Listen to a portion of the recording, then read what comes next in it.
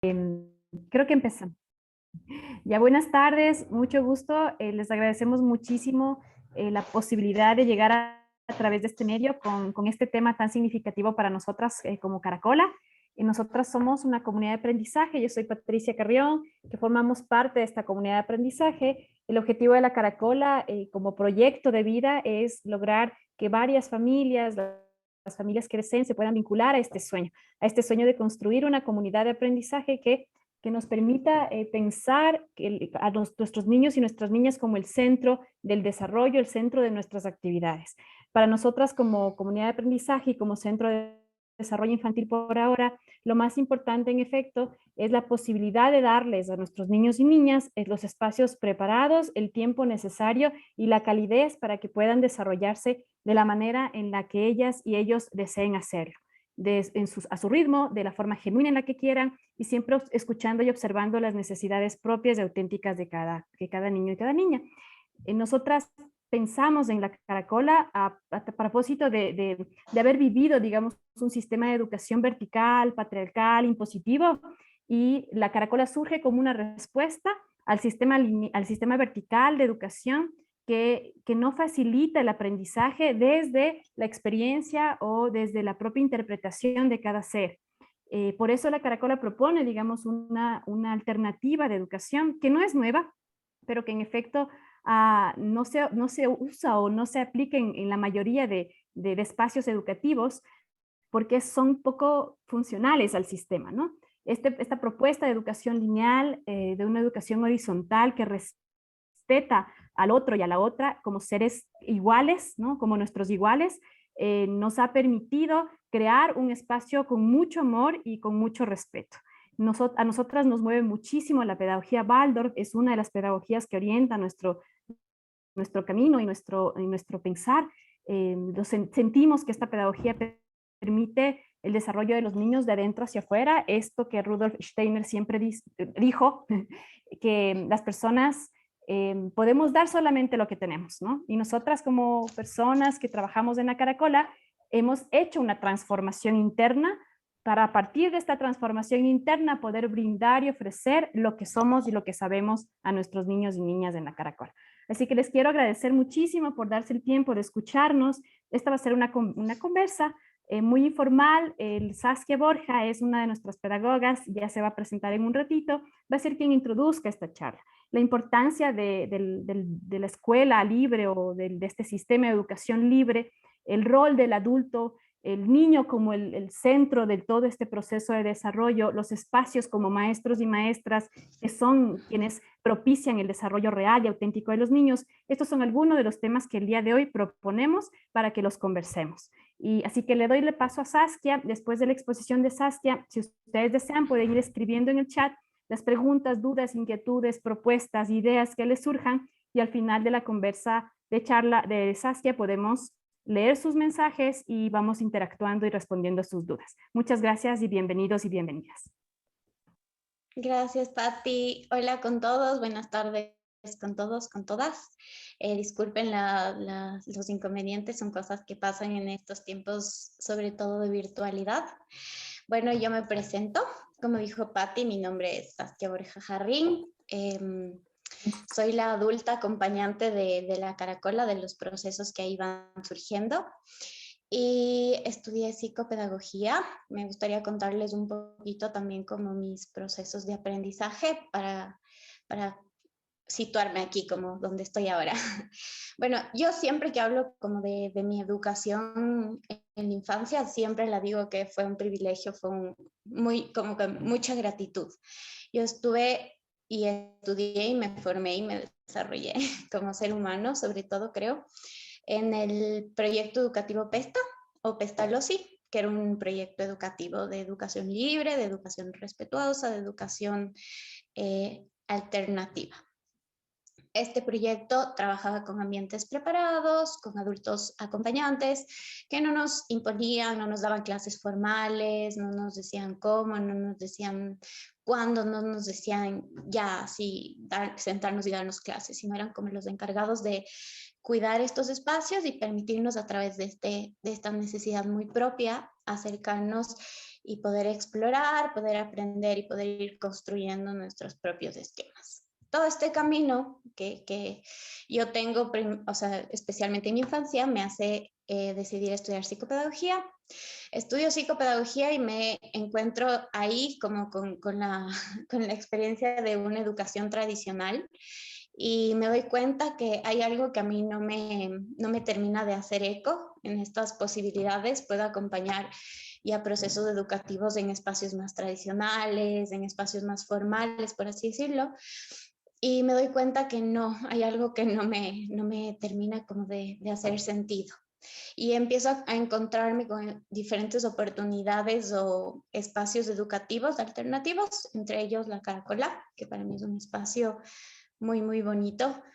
Y esto me hace como aterrizar y darme cuenta que para mí la educación es otra cosa, que es un servicio para la vida, que es un acompañamiento para la vida. Y ahora me estoy me estoy formando como guía Montessori. Entonces es un proceso, como decía la Pati, ¿no? De trabajándose a una misma, y creo que esto no para poder acompañar, porque justo nadie da lo que no tiene. Bueno, a ver, después de haberles contado un poco de esto, también me gustaría contarles un poco sobre la educación tradicional. Voy a tratar de ser como muy puntual para que ustedes también, si surge alguna duda o algún comentario, algún aporte, lo puedan ir compartiendo. Entonces, la educación tradicional surge aproximadamente, este sistema educativo tradicional surge hace aproximadamente 260 años, en una época en la que era indispensable o se necesitaba una inmediatez de los procesos. Se necesitaba que los niños y las niñas aprendan a alfabetizarse súper rápido, entonces lleva esto a que se estandaricen los conocimientos, las formas de enseñar, que el adulto sea el que tenga este nivel jerárquico como superior, y a partir de eso empiece como a transmitir o entregar el conocimiento al niño y a la niña. Y esto hace que muchas veces sea como una preparación memorística, no para la vida, sino más bien para responder a demandas del sistema, a rendir exámenes, a demostrar buenas calificaciones. Y estos contenidos son muchas veces aislados de las diversas realidades que vive cada niño. Entonces, empiezan a aparecer varios pensadores, igual ya esto hace mucho tiempo, que se empiezan a preguntar por qué la educación tiene que ser así, si no está respondiendo a este servicio a la vida, a esta como necesidad de desarrollo auténtica de los niños y de las niñas. Y surgen las propuestas de educaciones alternativas o libres. Y estas propuestas tienen otra visión en la que el niño se centra en la mirada en el niño, se centra en el niño como el protagonista. Y, por ejemplo, María Montessori, que es muy conocida y que es una de las pioneras o representantes de esta educación activa, propone que la educación tiene que transformarse como desde las bases, y es la escuela que tiene que cambiar, tiene que empezar a mirar las necesidades auténticas de los niños y empezar a ofrecer esas posibilidades y no exigirle al niño que se acople o se adapte a algo que simplemente madurativamente de interés no está listo, no está apto para. Entonces empiezan estas propuestas alternativas que, bueno, no son nuevas, pero tampoco son tan aplicadas. Y estas propuestas, que son diversas, que cada una en su diversidad tiene sus propias cosas, tienen como eje o como una especie de triángulo que necesita de una especie de equilibrio y de armonía para que funcione bien. Son 3 puntos: el niño, el ambiente preparado y el adulto. Entonces me gustaría empezar como contándoles un poco, voy a tratar de ir punto por punto y lo más amigable posible. Y bueno, voy a empezar con el niño, como les decía antes. El niño en estas propuestas educativas es el centro, es el protagonista, porque se le deja de ver como un ser vacío, un ser carente, un ser que necesita que le entregues algo. La misma palabra alumno tiene su origen o su significado es falto de luz. Entonces en estas pedagogías ya no se lo ve así, se lo ve como la persona capaz de construir su propio camino, de construirse a sí mismo y de poder ir formando eso que genuinamente sabe que necesita. al mirarlo así el niño también se tiene una visión de mayor confianza hacia él. Saber que hay unas tendencias humanas universales de desarrollo que va dirigiendo este proceso de autorrealización en cada niño y niña. Por ejemplo, les quiero poner un ejemplo a ver si esto ayuda más. Si nosotros pensamos a partir de los 2 años de edad, empieza el proceso de hablar, del lenguaje hablado. Y no importa en qué lugar del mundo, no importa el habla, el idioma que sea, todos los niños van a empezar a hablar y empiezan a hacerlo de una manera completamente, por decirlo, natural. Y eso no quiere decir que sea fácil. Cada niño y niña tuvo que pasar por un proceso madurativo, un proceso de maduración anatómica, física, cerebral, emocional, para estar apto para responder a eso que él mismo o ella misma necesita. Y tampoco necesitó que venga un adulto a decirle así se habla, así se expresa, sino como a partir de las experiencias ricas o significativas que tuvo en su ambiente, puede desarrollar esta habilidad, este aprendizaje, que va a ser un aprendizaje para la vida, para comunicarse, para aprender, para conseguir información y todo, y para transmitir su pensamiento. Entonces, bueno, el niño como protagonista, como la persona que sabe genuinamente lo que necesita, es importantísimo esto de confianza en el niño y en lo que él necesita y ponerse como la mirada en el niño como un ser completo, un ser que no viene carente de nada y que es capaz de autoconstruirse o, sí, irse formando a sí mismo. El otro aspecto es el ambiente preparado, los espacios preparados. Esto se refiere a los espacios físicos, sí, pero también a los espacios emocionales en el que los niños y las niñas se van a ir desenvolviendo, van a ir teniendo experiencias significativas, experiencias ricas.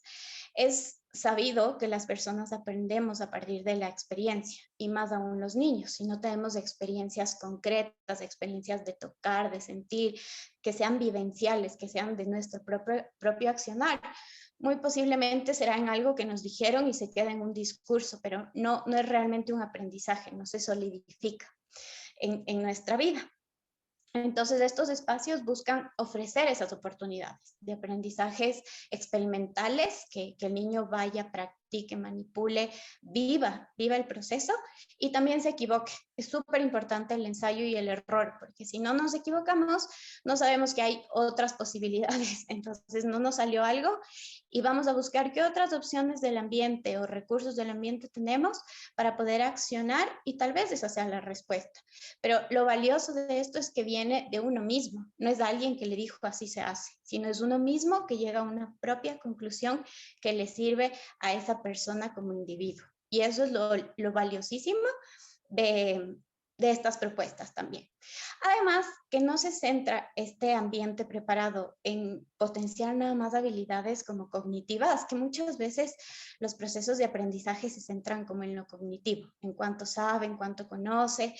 No se centra en eso. Es importante porque es una necesidad del ser humano, pero lo ven como un ser integral, un ser que necesita también este aprendizaje emocional, físico, social, cognitivo. Y a partir de estas experiencias buscamos desarrollar o potenciar habilidades que sirvan para la vida como la libertad, como la autonomía y como el respeto.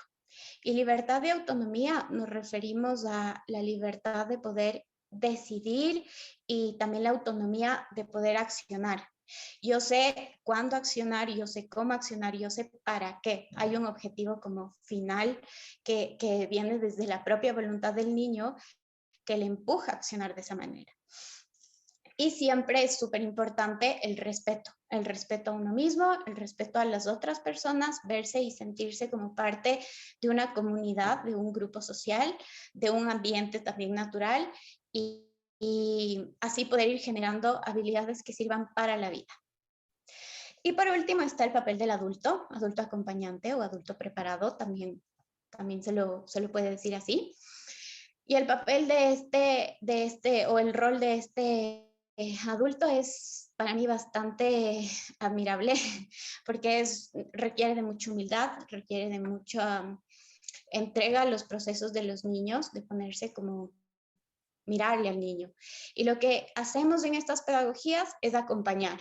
Eso es como, ¿qué hace el adulto? Acompaña. ¿Y qué es acompañar? Porque acompañar puede también entenderse como estar ahí físicamente, pero acompañar significa también mucha presencia, mucho estar en todos los sentidos con el niño, estar apto para responder a las necesidades que el niño tenga.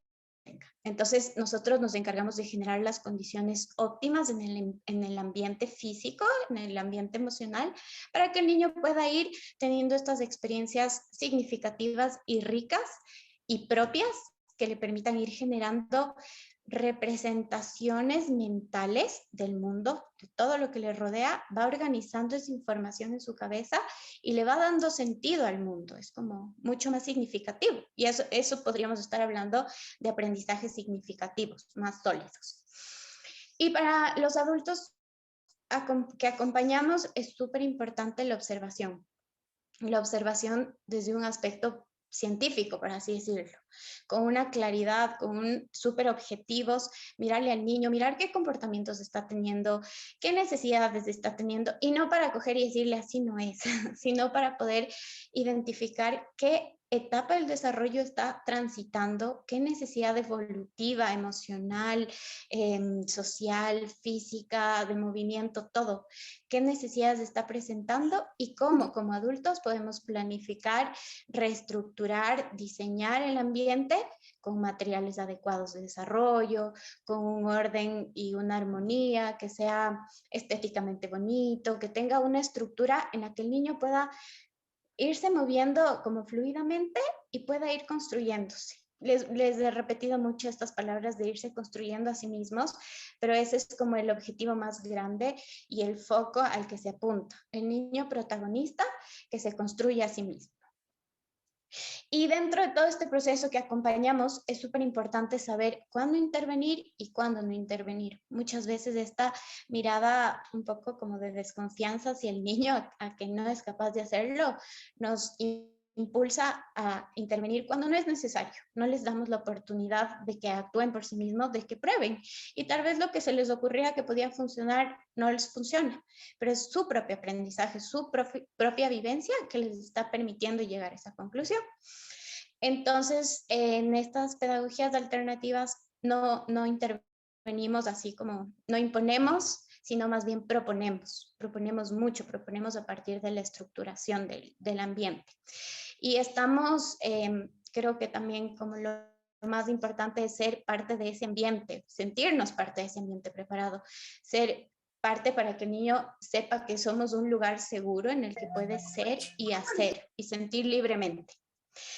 Y bueno, para concluir, como yo quería ir cerrando esto también, hablando un poco como de ciertos, no sé si la palabra paradigmas pueda sonar, pero desde mi propia vivencia y desde lo que he escuchado mucho, ahora que acompaño y me interesa mucho este tipo de educación, es, por ejemplo, la idea de que hay mucha libertad, mucho libertinaje, no libertad, sino como el niño puede hacer lo que quiere.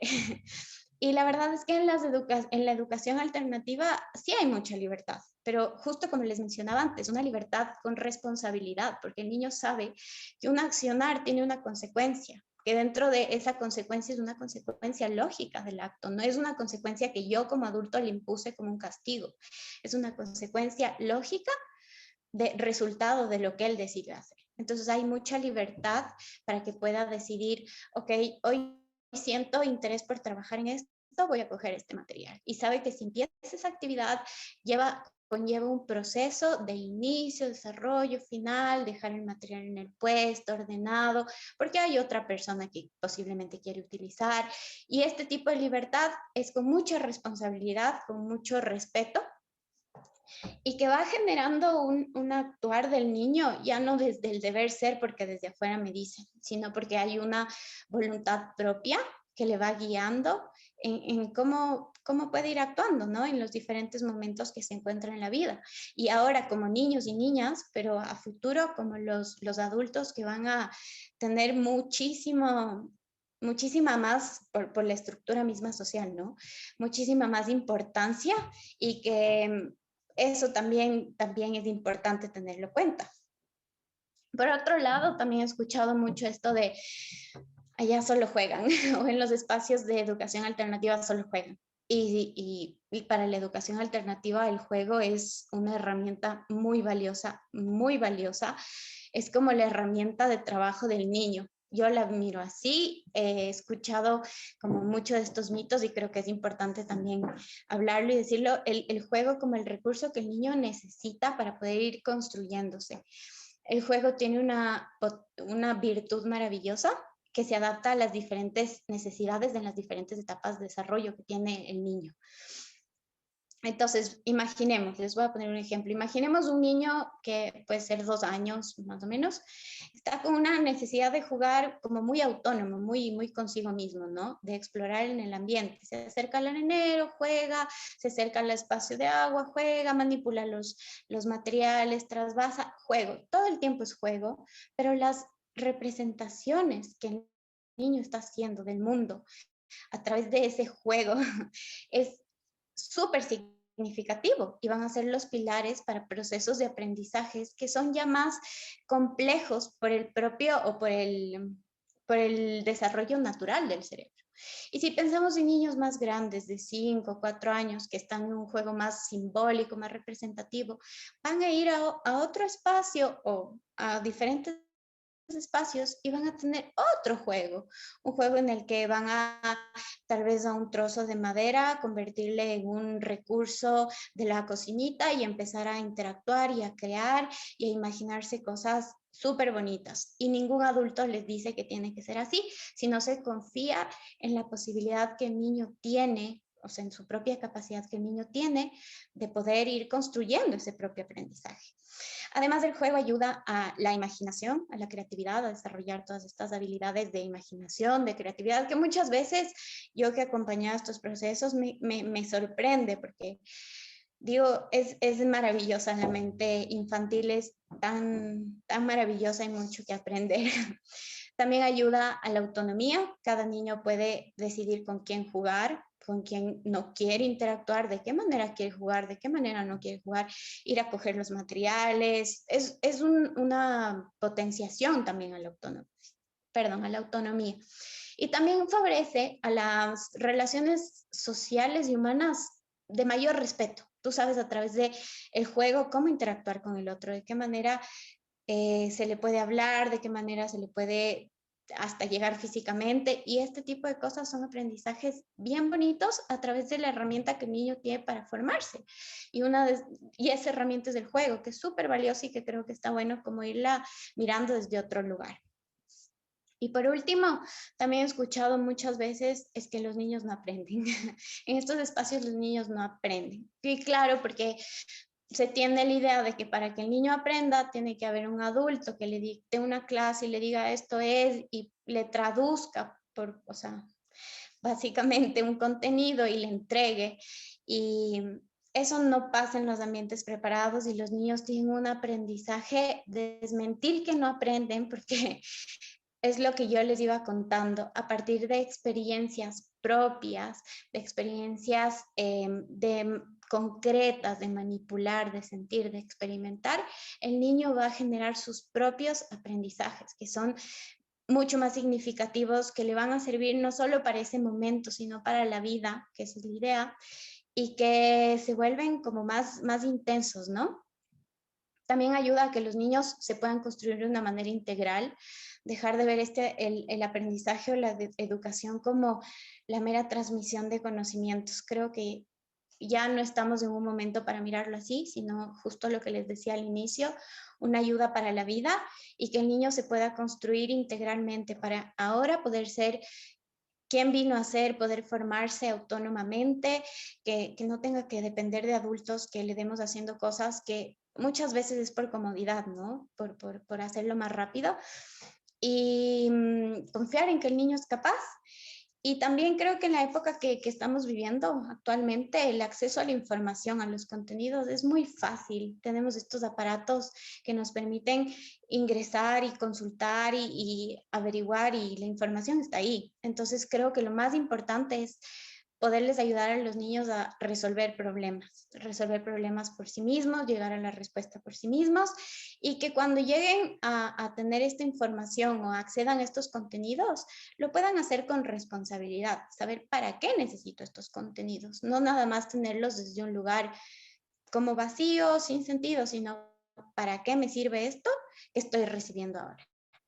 Y bueno, yo como para también dar cierre, quiero decir, bueno, agradecer por escuchar, por estar ahí, por interesarse, invitarles también a que si les interesa algo más y si tienen la oportunidad de visitarnos, estamos abiertas a que puedan ir a La Caracola. Somos un espacio que queremos acompañar a los niños, pero no solo a los niños, sino también a la familia, o sea, empezar a tejer estas comunidades, ¿no?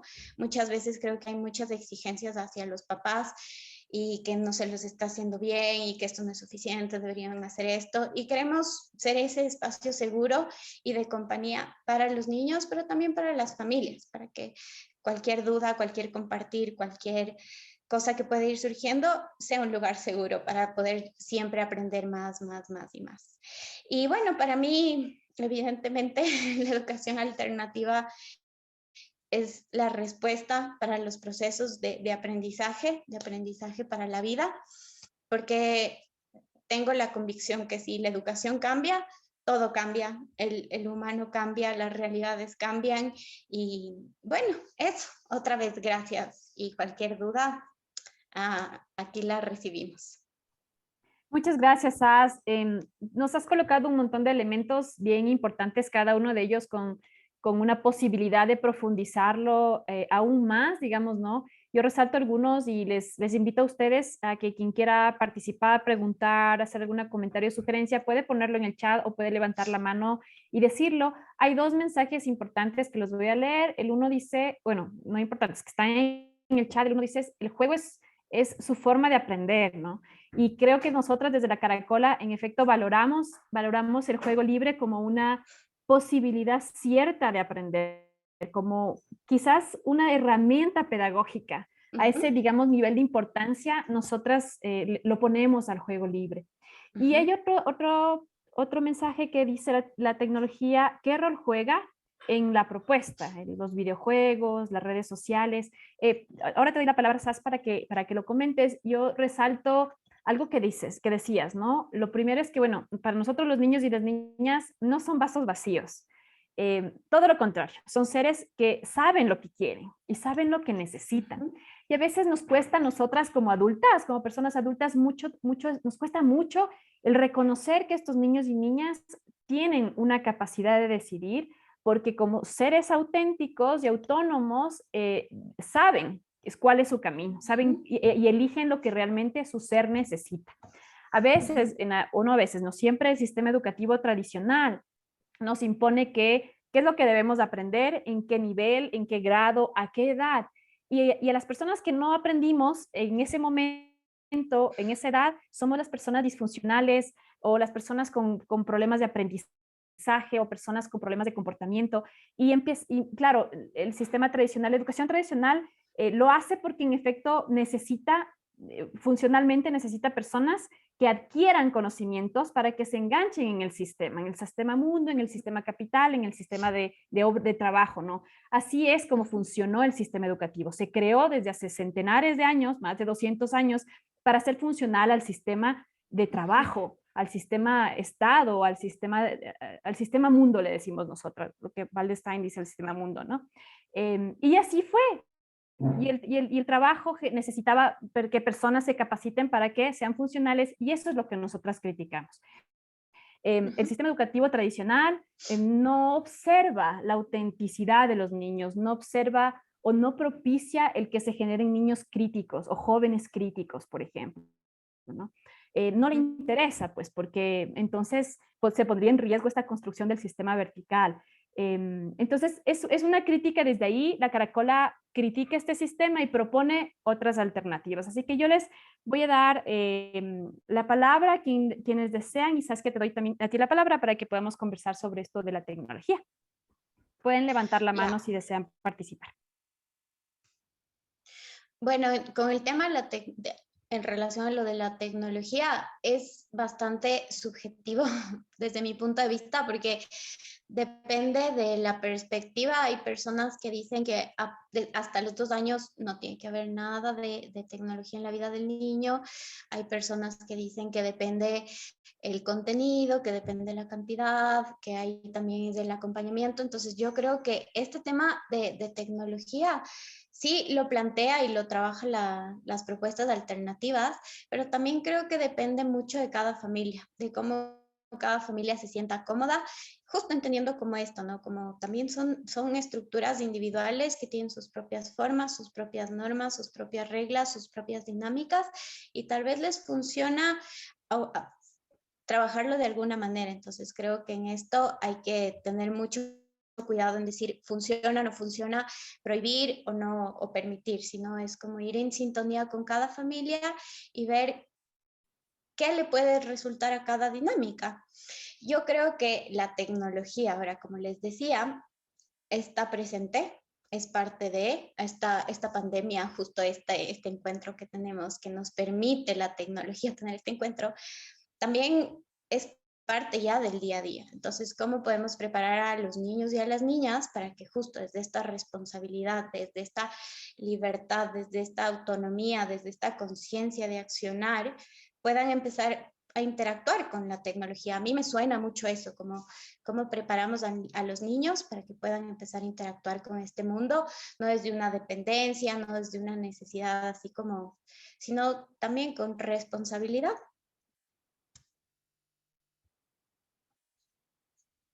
Lorena, tienes una levantada la mano, te escuchamos. Buenas noches con todos, con todas. Primero saludarles, qué gusto volverles a ver, aunque sea por este medio, a la Patti, a la Saskia, que es chistoso porque con las dos me he coincidido en espacios distintos, y ahora nos reencontramos y es porque estamos haciendo algo diferente, creo yo, ¿no? Estamos enrumbadas en algo distinto y eso es muy gratificante. Eh, bueno, un poco felicitar la iniciativa. Yo, Pati, te dije, a mí me parece un proyecto precioso y me parece súper chévere que la Saskia sea parte de tu equipo. Es maravillosa. De hecho, yo acudí a la Saskia cuando me enteré del tema de la dislexia de mi hijo Nicolás, que lo habíamos hablado por teléfono con Pati, y creo que la educación libre, la educación en casa y estas otras alternativas de educación son son importantes, hay que reconocerlas, pero también creo que son distintas según cada familia y creo que no solo se adaptan según el niño, sino también según cada familia y cada familia va creando sus propias dinámicas y sus propias formas de aprender, porque no solo aprenden los niños y eso también es importante saberlo, porque el desescolarizar la mente creo que es lo más difícil y sobre todo para los papás, creo que es lo más complejo para los papás y para lo que está alrededor, para los abuelos, para los tíos que siempre están dando una opinión y diciendo, no, ¿cómo los niños no van a ir a la escuela? Ya tienes que meterles al colegio. Entonces sí, creo que es importante el acompañamiento y creo que además un poco más en familia ampliada. Creo que más bien mi pregunta iría por ahí. ¿Qué otros mecanismos o qué otras herramientas podríamos tener las familias que trabajamos en casa con estas metodologías distintas, ¿no? Como la Montessori, la Waldorf, eh, y otras nuevas que se están, sí, esta también quiere hablar, disculpen.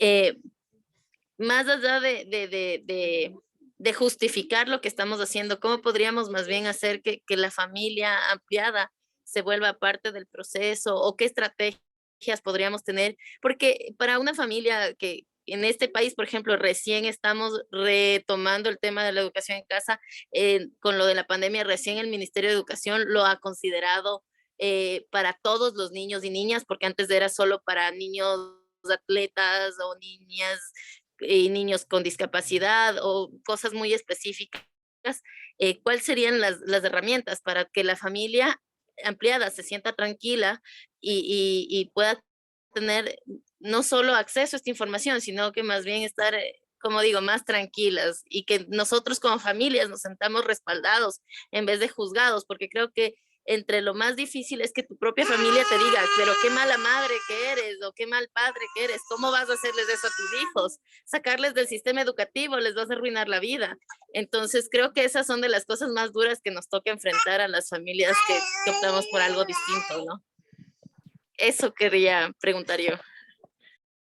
Gracias, Lorena, por tu pregunta. Ya te doy el paso, Saskia, para que puedas conversar. Yo creo que Saskia Saskia, al igual que otras personas conocidas, también amigos cercanos, son el claro ejemplo vivo de que la educación libre funciona, ¿no? Y es verdad lo que tú dices, Lorena, ¿no? Todo este estigma y estos mitos que Saskia mencionaba en su intervención, los mitos de solo pasan jugando, no hacen nada, no aprenden. Sí, pues son mitos que sostienen y se fortalecen porque en efecto el sistema educativo tradicional los ha puesto, nos lo impone.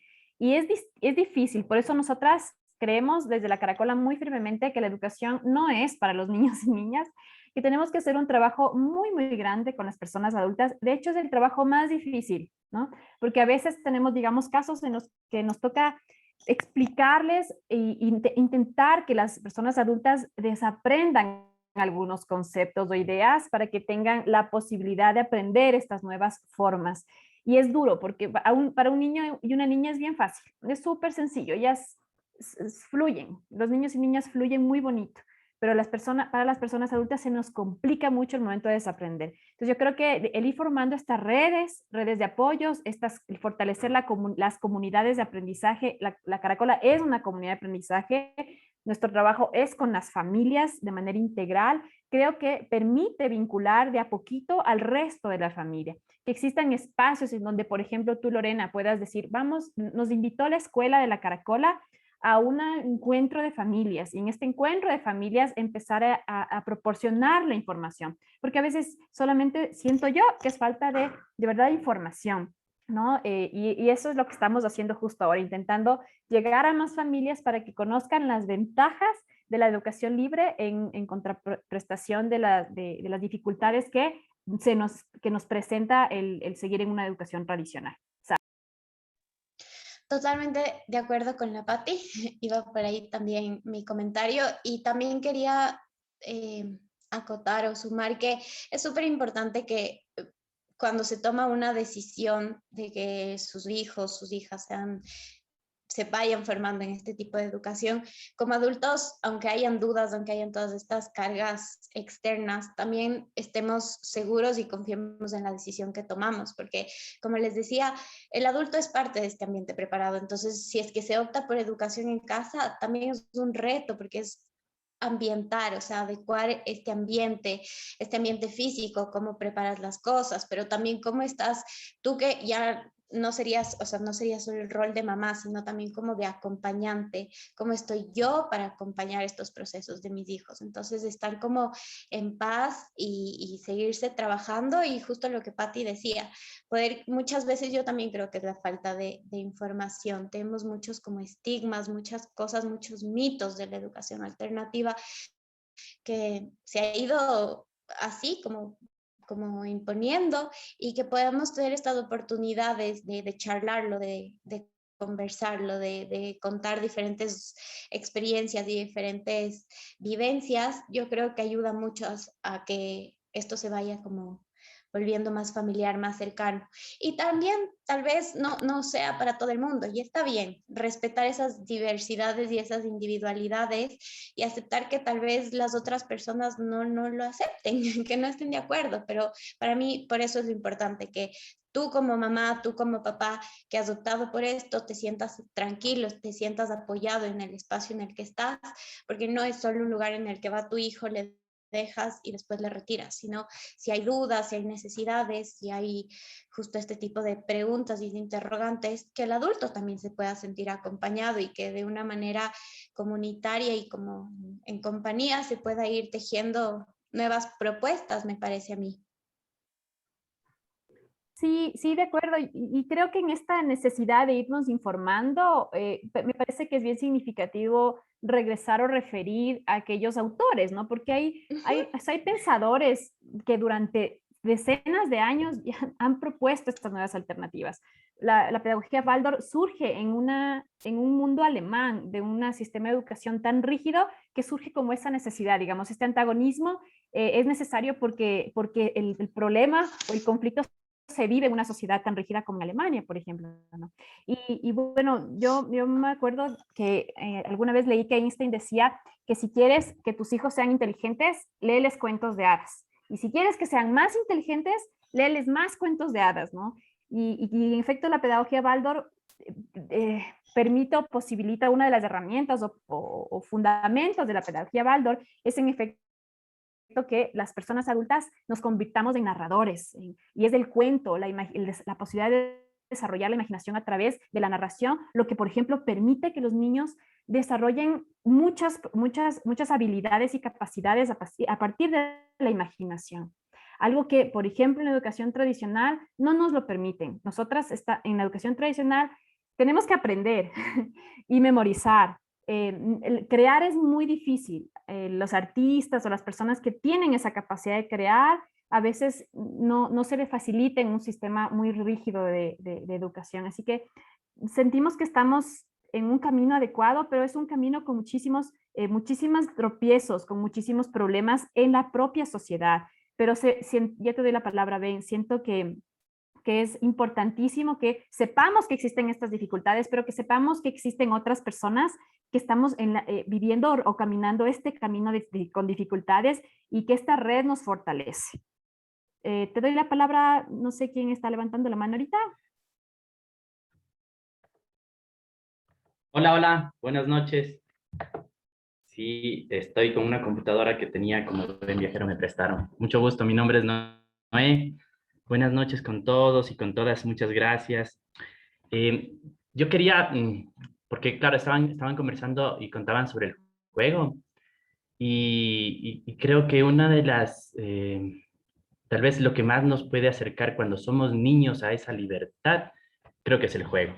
Y recordaba yo que cuando era pequeño, o sea, las imágenes así que todos podemos tener de cuando somos pequeños, una de las mías es el bosque que tenemos detrás de la casa de nuestros padres, e ir con los vecinos y mis hermanos y subirnos a los arbolitos y bajarlos y hacer pequeñas chocitas, ¿no? Y claro, nos costaba subirnos a los árboles y lanzarnos, y que algunos se rompían, otros caíamos bien, caíamos mal, y finalmente lo lográbamos, ¿no? Y claro, el juego tiene esas conexiones emocionales también, que hacen y que te impulsan como niño, que te impulsan a seguirlo haciendo, ¿no? Y, y claro, el juego también, o digamos, se pueden ciertas actividades también transformar, eh, no necesariamente en un juego, sino puede ser en algunas como en una tortura. Es decir, yo no entiendo cómo, por ejemplo, y eso fue uno de los cuestionamientos que yo tenía siempre con la educación lineal, cómo puede ser una tortura para un niño de la escuela que tiene que estar haciendo deberes hasta las 8 o 9 de la noche del día sábado al día domingo porque lo matan mandando a hacer un montón de deberes, cuando son deberes que deberían ser tan lindos, dibujar, pintar, dibujar un paisaje, qué sé yo, una montaña, un animalito, ¿no? Pero la educación tradicional no mira, digamos, los tiempos libres, los tiempos de ocio de los niños, y algo que puede ser tan divertido lo transforma en una tortura. Y hago como otro símil también, y es que, por ejemplo, cuando nosotros estamos en la playa, ¿no? Y estamos con nuestros hijos o hijas, y de repente les llamamos a nuestros hijos e hijas a hacer un huequito en la playa, y estamos haciendo un huequito para construir el castillo. Pues a lo mejor el niño o niña en 20, 30 segundos se aburrió y se fue. Pero nosotros como papás estamos dándole y haciendo, quién sabe el hueco, no sabemos ni para qué ni por qué, y de repente después de media hora estamos ya con dolor de espalda, pero seguimos. Y es porque existe esa conexión emocional que nos impulsa a hacerlo, ¿no? Y ahí es cuando también yo me ponía a preguntar, porque claro, también me cuestionaba como padre, y me recordaba como niño, pero me cuestionaba también como padre. Y es que muchas veces nosotros confundimos el juego con la diversión. Y es que, claro, en el juego tú eres protagonista o el niño es protagonista. Y en cambio en la diversión, ¿no? En la diversión eres un espectador. La diversión es algo que te surge de una imposición, de algo que te propone otro, ¿no? El juego no, en el juego tú eres el protagonista. y se vincula y tiene como vinculado a esas necesidades que te impulsan y te empujan a hacer. Por ejemplo, yo de chico, aunque me costaba subirme al árbol, me iba y me subía al árbol con mis amigos y como sea lo hacíamos porque nos gustaba. Pero cuando me mandaban a hacer muchísimos deberes, así sea lo más lindo del mundo, entonces me costaba mucho. Y entonces ese juego que nace de uno, o sea, como esa conexión emocional que va desde adentro, digamos, se transforma desde la educación lineal en algo impuesto, en algo que viene desde afuera y que muchas veces se lo puede hacer, o sea, se lo puede hacer pensar al niño de que viene desde adentro, pero no, en realidad es como impuesto. Y bueno, yo creo que en estas posibilidades, en estos proyectos y en estas propuestas que surgen como la Caracola, es justamente eso, es esta mirada crítica y este regresar a mirarnos como cuando éramos niños y darnos esa posibilidad ahora a nuestros hijos de que crezcan en esa libertad y miren al juego como lo que realmente es, como la posibilidad de crecer en libertad. Eso quería decirles.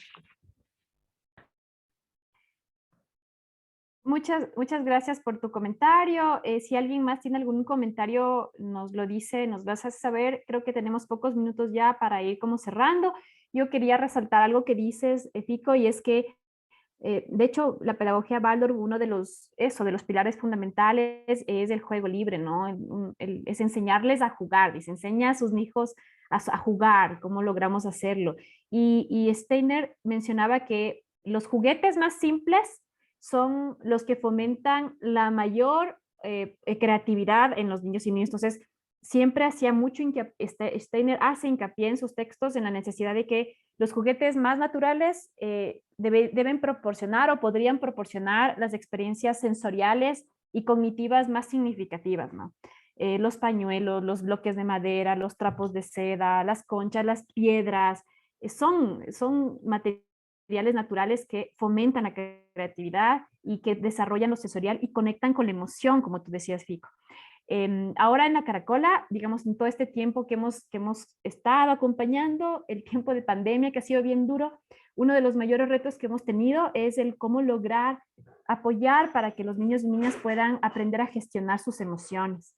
Y es que ha sido muy duro, ¿no? Y en parte la pedagogía Waldorf tiene como una posibilidad de a partir de allí acompañar a los niños que han tenido, por ejemplo, algún trauma, algún conflicto, tienen un problema emocional muy profundo que tiene que ver con lo que la familia está pasando, cómo lograr superar este trauma a través de la música, a través del arte, a través de lo sensorial, a través del juego libre. Entonces sí son herramientas que para nosotras son súper importantes y que queremos compartirlas con el resto de personas. Y si alguien más tiene alguna duda, comentario, pregunta, nos pueden hacer y si no, pues ya podemos ir cerrando este espacio.